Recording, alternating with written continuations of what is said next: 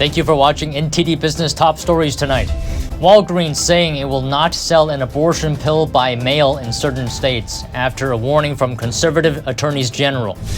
A top iPhone supplier reportedly building a new factory in India as Apple shifts some production away from China.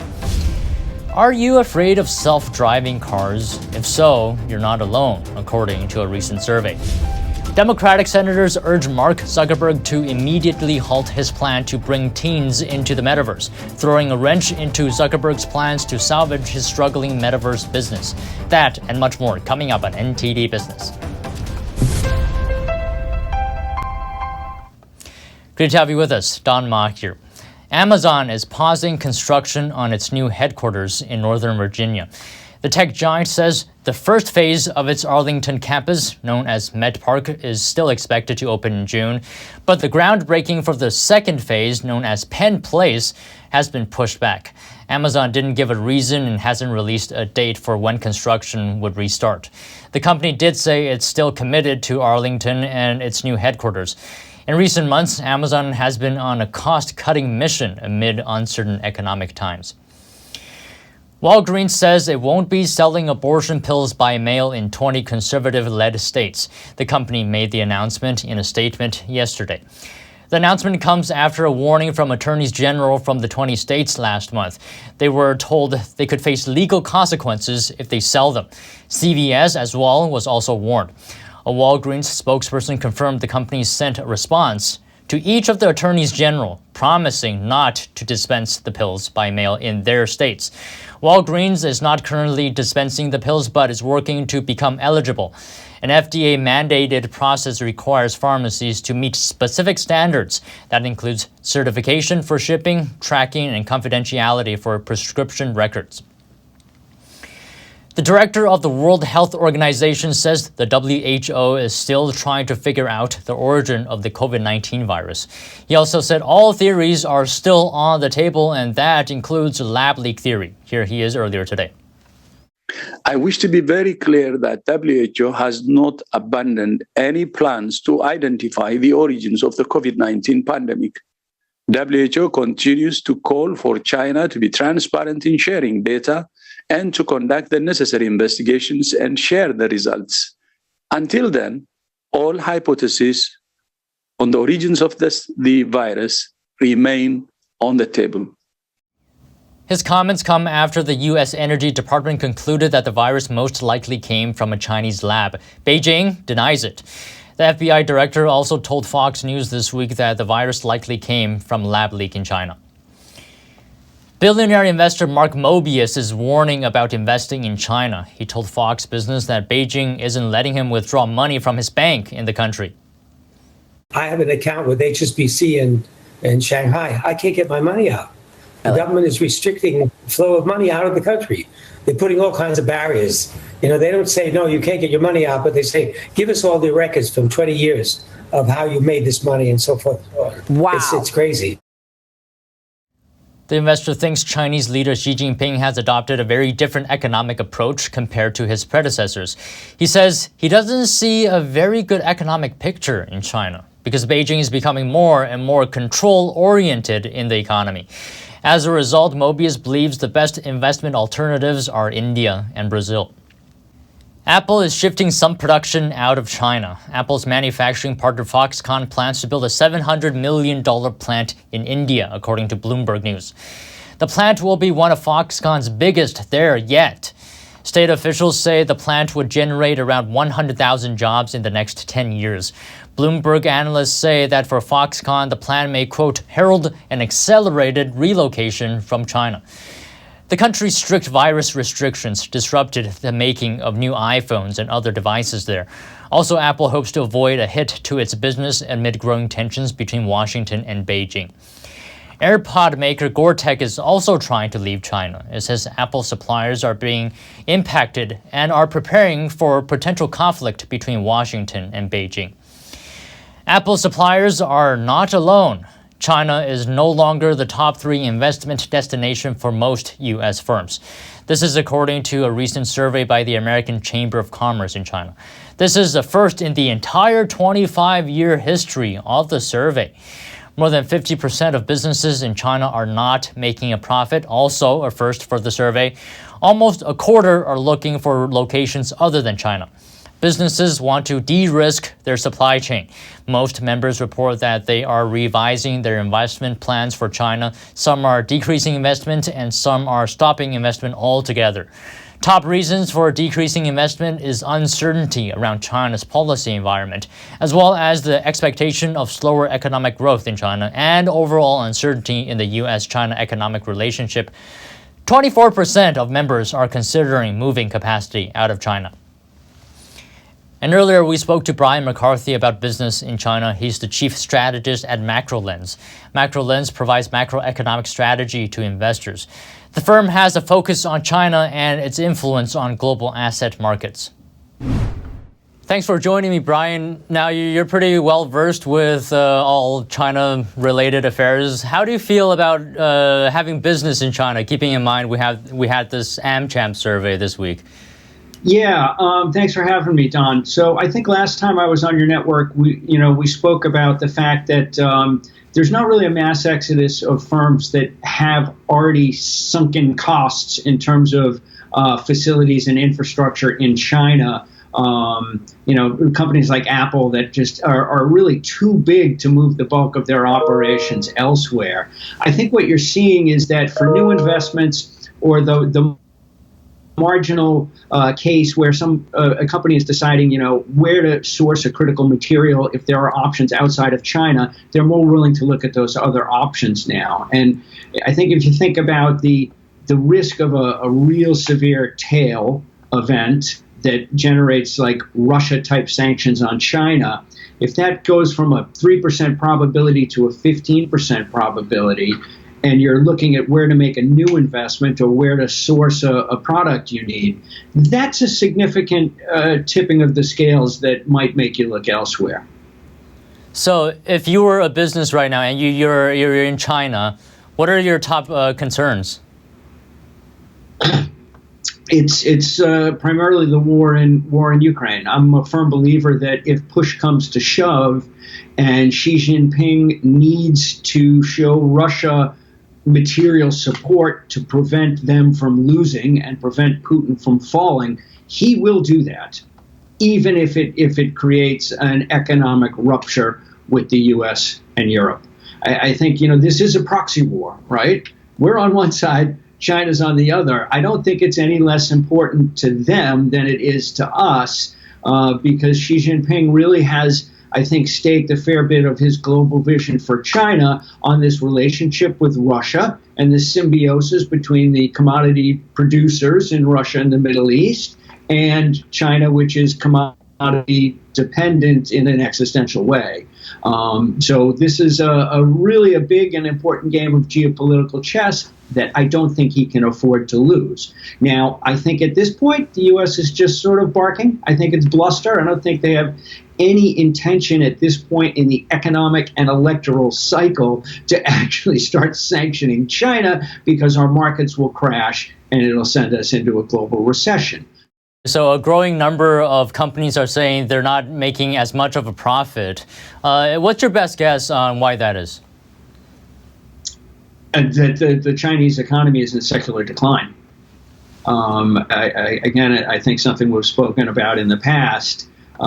Xi Jinping next week is going to reveal at the big economic meetings in Beijing that he is taking firm control over the entire economic and financial apparatus. So this was usually in the portfolio of the premier, and now Xi is taking control of that as he's taking control of everything else. He's not going to return to the credit-fueled growth model that he and everyone now seems to know is a dead end. They're trying to backstop some of the larger property developers and put a floor under that market, but they're not going to return to willy-nilly property speculation, which Xi Jinping views as sort of weak. It's corruption-riddled, and that's not the way he wants to grow the economy. He wants to grow the Chinese economy, frankly, by having better central plans. I don't think that's going to work. And if it doesn't work, then what you're going to see is a continued drag on the economy from the property slowdown, I think a little bit of a reopening burst, but I'm not very excited about that, frankly, either. And just a continued slowdown in China's growth. And that's the root of the dwindling profits U.S. corporations see in China, in my view. Thank you very much for joining me today, Brian. Pleasure speaking to you as always. Thanks very much. Great to be here. Bye. Self-driving cars may be cool, but a recent survey shows some people are apprehensive of the technology. A survey by AAA found that 68% of drivers are afraid of self-driving cars. That's up from 55% of drivers in 2022. While that's just a 13% jump, it's still the biggest increase seen by AAA since 2020. The automotive group says the findings suggest car makers need to do more to build public trust and knowledge about the technology. Two Democratic senators have jumped in the way of Meta's Metaverse ambitions. Meta, formerly known as Facebook, wants to open up its virtual reality platform Horizon Worlds to teenagers between age 13 and 17. But Senator Ed Markey and Senator Richard Blumenthal are urging Meta to, quote, halt this plan immediately. Horizon Worlds is a virtual reality platform that allows users to create and explore virtual environments using VR headsets. The clip here shows someone in one of those user-created worlds called the Oreoverse. She can explore and interact with other users inside. Meta has invested billions of dollars into virtual reality, a big bet that it's going to be the next frontier of computing. And Horizon Worlds is one of its flagship virtual reality products. It's been out now for over a year, but unfortunately for Meta, it's struggling to grow. The Wall Street Journal says only around 200,000 people are currently in it. Meta's plans to let the teenagers in is an attempt to raise that number. Senator Ed Markey and Senator Richard Blumenthal have called this plan dangerous and unsupported. In a letter they sent to Mark Zuckerberg, they say research into the metaverse's effects on teens is still in early stages, and that initial findings are highly concerning.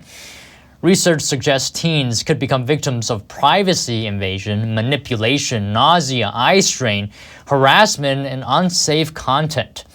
Many items in the letter came from a Common Sense Media report. Common Sense Media is a media research firm that advocates for children, families, and communities. The report says people may experience nausea when walking, climbing, or falling through immersed environments that often lag or freeze, as well as when people experience inconsistencies between what they see and hear. The report says people can experience eye strain, fatigue, because people blink less when using screens. The report doesn't mention whether staring at VR screens would be any different, though, from staring at laptop and phone screens. The report also says it's still unknown if any of this leads to permanent damage. We reached out to Common Sense Media, but they were unavailable before broadcast time. For another perspective, we spoke to virtual reality firm Virtual Leap.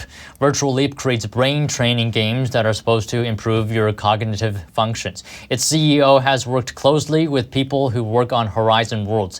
Here's his comments on the health concerns. Instances of nausea are almost unheard of when best practices are followed in proper content creation. So when it comes to these health areas, it's hard for me to really consider that an area that we should be concerned about. There are so many good practices being applied in terms of accessibility, in terms of maximizing comfort. Regarding eye strain, we talked to the president of the Canadian Association of Optometrists. Dr. Henry Bonesack says that at the moment he doesn't see a general health concern for VR.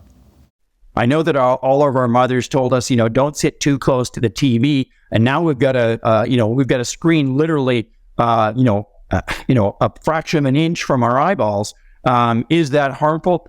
I don't think we can say that it is. I think it's likely that it's not harmful. I don't think there's sufficient UV or blue light to cause concern. But for a developing visual system, let's keep it reasonable. Let's not be on there for hours on end, especially while we're talking about a child who is between, let's say, 6 and 14. We definitely want to get them away from their screens for part of the day. In the senator's letter to Mark Zuckerberg, they write that bringing teens into Horizon Worlds is unacceptable. Both Senator Ed Markey and Richard Blumenthal end the letter by telling him to, quote, immediately halt the plan. We reached out to both senators but didn't hear back before airtime. Moving on, serious allegations have come from several U.S. senators against crypto exchange Binance. They're questioning the firm's compliance with securities laws. NTD Sean Marshall has more. Money laundering, unlicensed money transmission, and potential sanctions evasions. Those are the allegations against Binance, the world's top crypto exchange, with 120 million users globally. U.S. Senators Elizabeth Warren, Chris Van Hollen, and Roger Marshall have sent a letter to Binance questioning the firm about its compliance with a variety of laws and regulations. Mark Fidelman deals with the crypto industry every day and doesn't agree with the Senate. What I see is a play by some senators to get this crypto under control in their eyes, and possibly to shut it down. I think some senators want to see it go. One of them being Elizabeth Warren, which I find atrocious. Binance appears to have moved at least $10 billion to criminals and sanctions evaders, the senator's letter said. The letter also said, your company's apparent attempts at evading the enforcement of anti-money laundering laws, security laws, information reporting requirements, and other financial regulations cast serious doubt on the stability and legitimacy of Binance and its related entities and on your commitment to your customers. In a statement, Binance said that a lot of misinformation has been spread about our company, but that we appreciate the senator's request. Binance also said it will provide information to help the senators better understand the firm. But I do feel like what's happening now is that the crypto market's going to have to shift to security tokens or some sort of crypto that's backed by a legal document, like a Reg S, a Reg D, a Reg A, at least in the United States. And then hopefully we can all come together and come up with some other document that's specific to crypto. But right now there is a legal path to crypto, and that is through the securitization process. Alongside Bitcoin's price drop today was the price of Binance Coin, which was down over $10, or more than 3% at the time of this report. The senators want a response to their questions by March 16th. Sean Marshall, NTD News. Onto Wall Street, stocks rallied today. The Dow rose 387 points, or 1.2%. S&P added 64 points, or 1.6%, and the Nasdaq gained 226 points, or 2%. Ocean shipping rates are collapsing.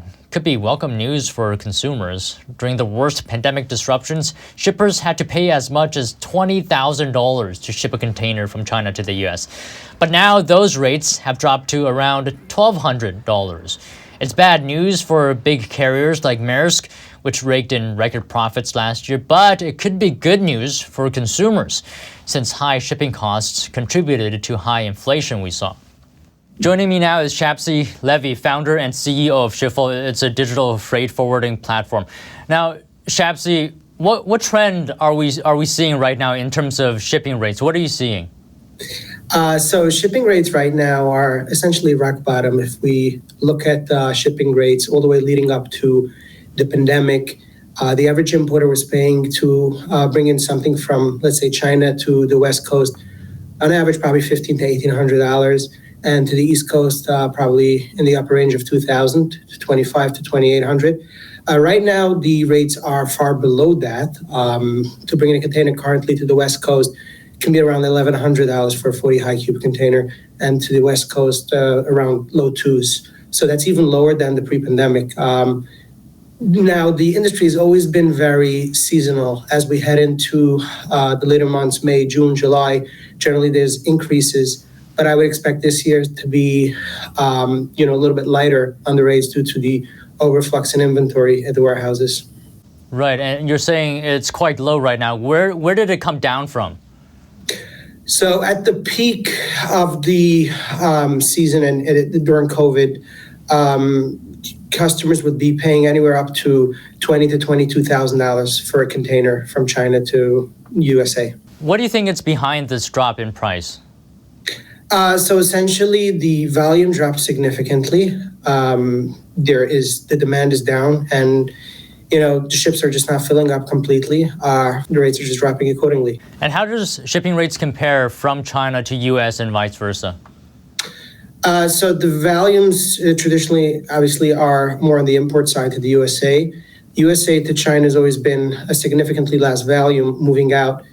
Interestingly, during the COVID, that route from USA to China got heavily affected because there was a shortage in empty containers. So the carriers just wanted to turn around the containers as quickly as possible to get them back to China to pick up more goods. So they didn't even allow for exporters to have the period to pick up the container, return it back. But those problems are in the past now. And I mean, it's USA to China has always been a very, very cheap lane because there's not enough product moving back to fill up the vessels. So just quickly, summarizing everything, what's your outlook for shipping rates? Optimistic, pessimistic? So if we'd be having this conversation in the years leading up to the COVID disruption, we'd be looking right now at around the same rates, maybe a little bit more. But as we'd be going into June, July, August, rates would probably go up anywhere north of 3,000 to New York, maybe up to 4,000 to the East Coast, maybe up to 3,000 to the West Coast. I believe this year we might see maybe a little increase as we go into the peak season, but not close to that. So if I have to guesstimate, we'll be looking at around 2,000, probably high 15 to 1,800 to Los Angeles and maybe high twos to New York in the peak. All right. Thank you so much today, Shapsi. Pleasure speaking to you. Thank you. Glad being with you. As April 18th approaches, American taxpayers are feeling concerned about their tax refunds. Actually, a majority of Americans say they're worried. This is according to a Bankrate survey. NTD's Andrew Thomas has more. Taxpayers have legitimate anxieties about their tax refunds, considering the IRS's performance for the last couple of years. Bankrate.com has just released a new report detailing taxpayers' concerns.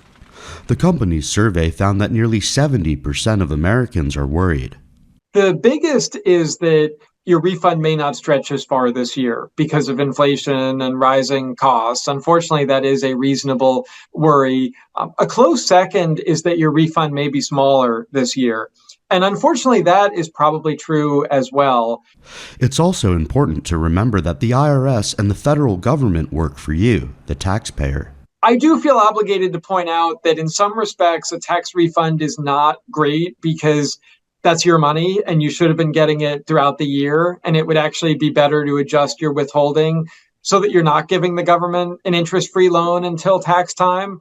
Tax refunds are particularly critical in an inflationary environment with high interest rates. Many Americans rely on these refunds to pay down debt and cover other expenses. Bankrate's survey found that 75% of respondents said their refund is important for their finances. I think the best is probably to pay down credit card debt because the average credit card is charging about 20% these days. So any money you're able to pay off is basically a guaranteed, risk-free, tax-free return of whatever your interest rate is. Rossman adds that filing taxes electronically is the quickest way to get your refund in a somewhat timely fashion. Just make sure to check for errors. Andrew Thomas, NTD News. And if you're a boss, it's time to show your workers a little extra recognition. And if you're a worker, it's time to remember just how valuable you are. Why? Because Friday is National Employee Appreciation Day, observed every year on the first Friday in March. The purpose is to honor and recognize workers across all industries. According to nationaldaycalendar.com, National Employee Appreciation Day started in 1995. It was created by Bob Nelson and his publishing company, Workman Publishing. And that's it today from the NTD Business team and myself, Don Ma. You can follow me on Twitter if you want to. And if you have any news tips or feedback for the show, please email us at business@ntd.com. Thank you for watching. We'll see you Monday.